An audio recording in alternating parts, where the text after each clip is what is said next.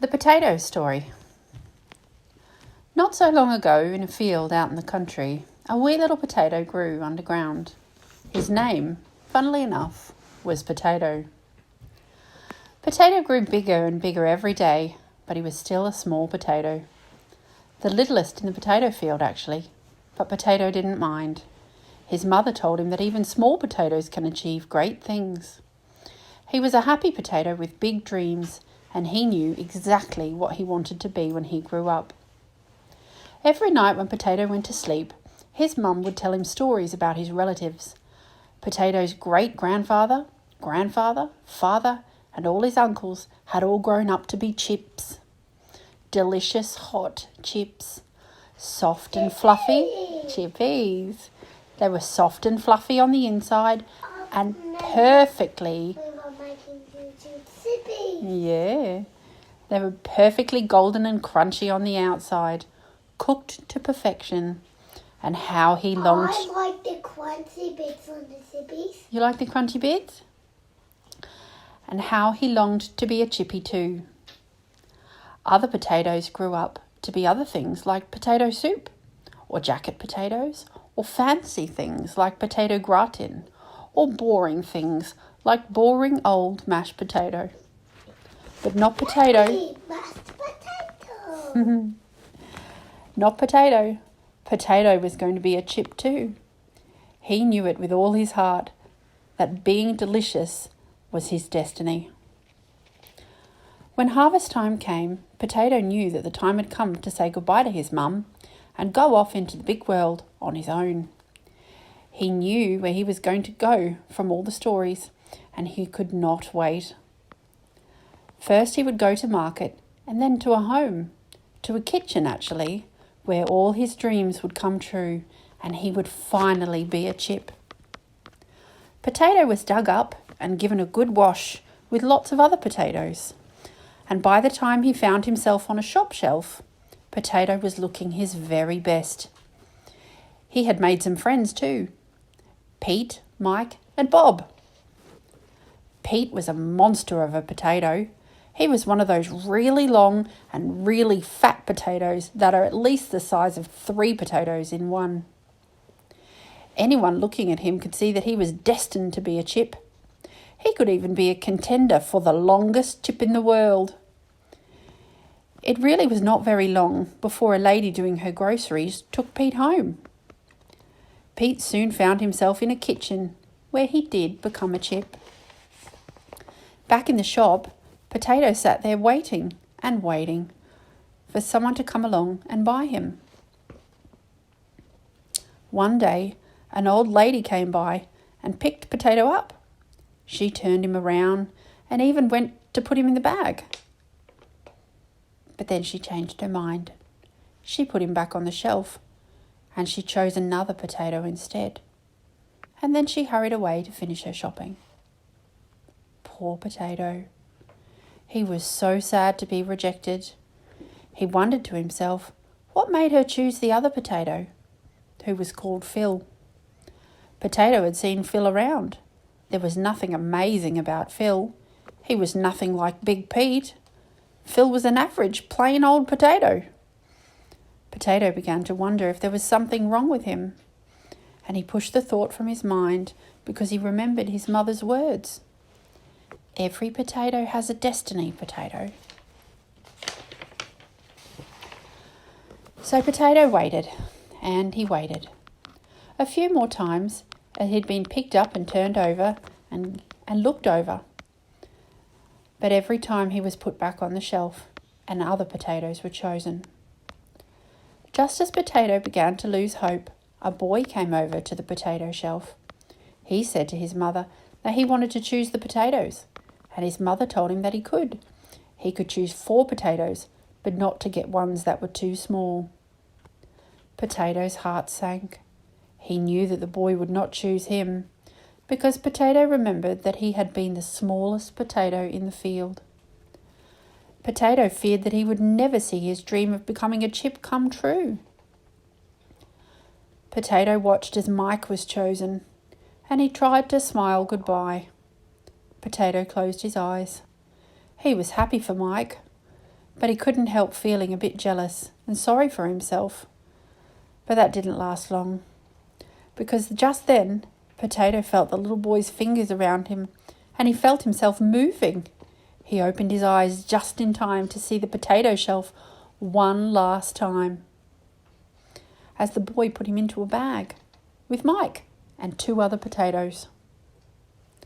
Potato's heart beamed with pride. He had been chosen. He could barely contain his joy and his excitement. This was it. It was me. Was you the little boy? It was me. Did you pick the potatoes? Yeah. Oh. And you. Am I the mummy? Well, this was it. And me. Yes, you're very good shoppers. He was off to the kitchen to be made into a chip. Not boring old mashed potato or potato salad. He was going to be a magnificent chip. But don't get your hopes up, Potato. Potato enjoyed every moment as he rode around in the shopping trolley. He beamed with happiness as he and the other potatoes made their way across the checkout scanner. And then he was still smiling the biggest smile possible as he sat with the rest of the shopping in the car boot on the way home, bouncing a little as the car went over bumps and around corners. Finally, the moment came when Potato would see a kitchen for the first time. He'd heard stories about kitchens since he was a tiny baby potato growing in the mud. The boy was nowhere to be seen, but his mother unpacked each shopping bag and put them away. She reached into the shopping bag and picked up the 4 potatoes. Potato saw the beautiful bright kitchen for just a moment before he tumbled into a basket, and then all of a sudden he found himself in the dark. This was a pantry. His heart sank. He'd forgotten about that part of the story. More waiting, and he frowned. He was so close to his dreams, but Potato was patient. He reminded himself that his mother told him good things come to those who wait. And Potato was very good at waiting. He'd been waiting his whole life. Potato and Mike met the 2 other potatoes. Their names were Gertrude and Frankie. They were both very nice, and having their company made time pass by nicely. Gertrude, Frankie and Mike told some very funny stories. Potato came to realise that he was happy there in the pantry with his friends. Maybe he shouldn't be so focused on waiting for the future. He was happy. He was happy now, but he still yearned to be a chip. The pantry door opened and closed a lot. Potato could see glimpses of light from the kitchen. The boy's mother and father took things out. Even the little boy took food from the pantry. But no one bothered the potatoes. Almost a whole week later, in the evening, the boy's mother opened the pantry. She reached in and picked up Gertrude and Frankie, and then she closed the door. Potato and Mike were alone now. Potato felt grateful that Mike was still there, and he was grateful that he had a friend who'd shared his life with him. Mike was getting a bit old now. He'd started to grow little sprouts, and the brown spot underneath him wasn't looking so great. Poor Mike, thought Potato, as he was worried that Mike might die there in the pantry. But Potato need not have worried. Only a few minutes later, the boy's mother opened the pantry again, and she reached in and took Mike. Potato smiled at him one last time, very glad for his friend. The boy's mother left the pantry door open, and Potato watched as Mike was washed and had the sprout bits chopped off. And Potato suddenly felt jealous. The boy's mother had the potato peeler out, and Mike was suddenly looking great. He was all peeled and ready to chop. Potato started to cry. Tears fell down his face as he realised he was alone in the pantry. He'd been rejected again. Maybe it was him who would grow old and stinky here in the dark pantry, all by himself. Potato sighed as he thought that his dream of being a chip was gone. But just then, the boy's mother cried out, "Ew, yuck!" And Potato watched as Mike was thrown across the room and flew and landed in the bin full of scraps and rubbish. Poor Mike. He was a bit too old after all. He'd gone all brown and gross. Potato started to worry if he would end up the same.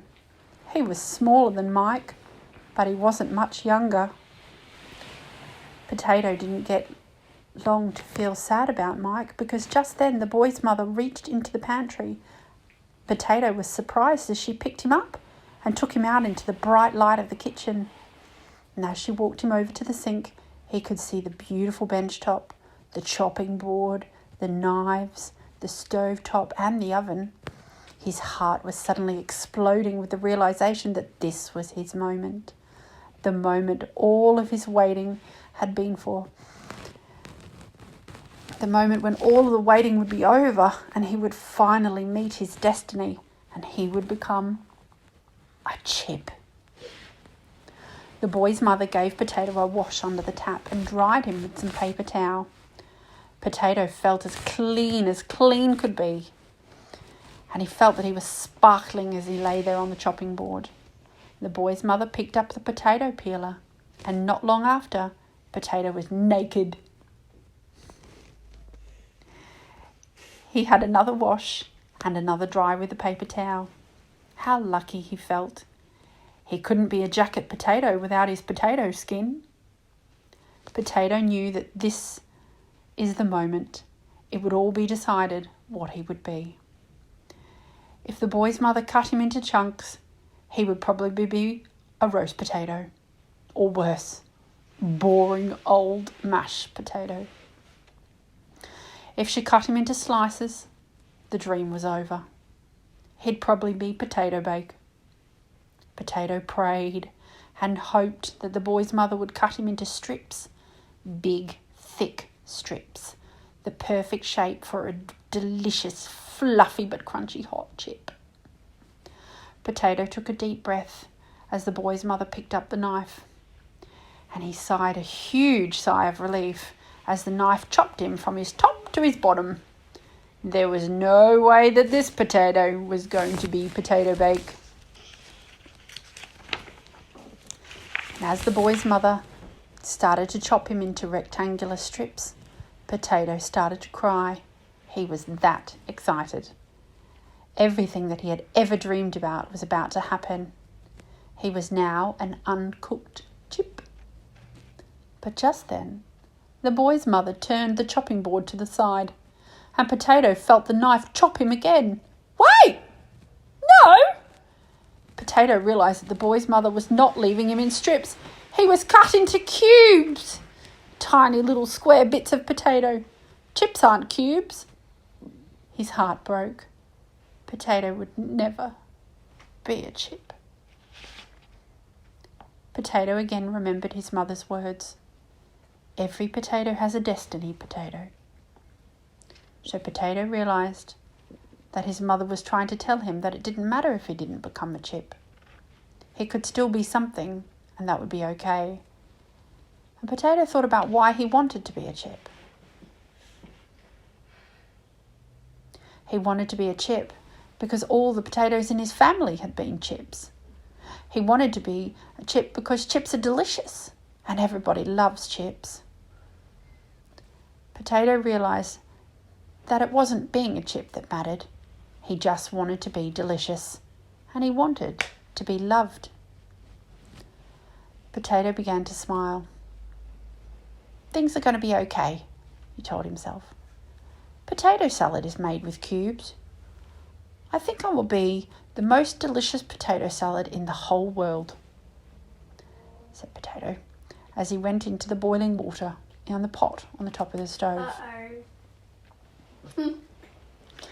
When Potato felt he was soft enough for potato salad, he waited and waited for the boy's mother to come and get him out. But she didn't come. As he got softer and softer, he thought, oh no. And this is when he thought, maybe she's making me into potato soup. Nobody likes potato soup. Today cannot get any worse. I don't want to be potato soup. And he cried out loud. Just then the boy's mother picked up the pot and tipped Potato into the strainer. She rinsed him off and tipped him back into the pot. Potato felt lovely as butter melted into him, and he loved the cool feeling as milk was splashed all over him in the pot. Wait, he thought, potato salad doesn't have milk in it. Potato looked up and he saw the potato masher. He felt it smash him and squish him, and he saw the whisk and he felt it mix him up, him and the butter and the milk, and whip them up until it was as nice and smooth and creamy. And that was it. He wasn't a chip. He wasn't even a fancy potato dish. He wasn't even potato salad. Potato was now boring, old, everyday mashed potato. The dream was over. He couldn't be special. The boy's mother called the boy and his brother and sister to dinner table. She scooped up the potato onto the children's plate with the rest of the meal. The children shouted, "What's for dinner, Mum?" Potato was not expecting what came next. When the mother told them that they had mashed potato for dinner, the three children squealed, "Yes!" with excitement. Potato was suddenly very proud. He could be special. He wasn't a chip, but he was special in his own way, and he was happy. The mother gave the plates to the hungry children. The boy picked up a scoop of potato with his fork, and he shoveled it into his mouth. And the last words that Potato heard were, "Yum! Mum, this is the best mashed potato. I love mashed potato." And if he could have, Potato would have smiled. Dreams do come true after all, he thought. Potato did grow up to be delicious, just like he had always wanted. The end.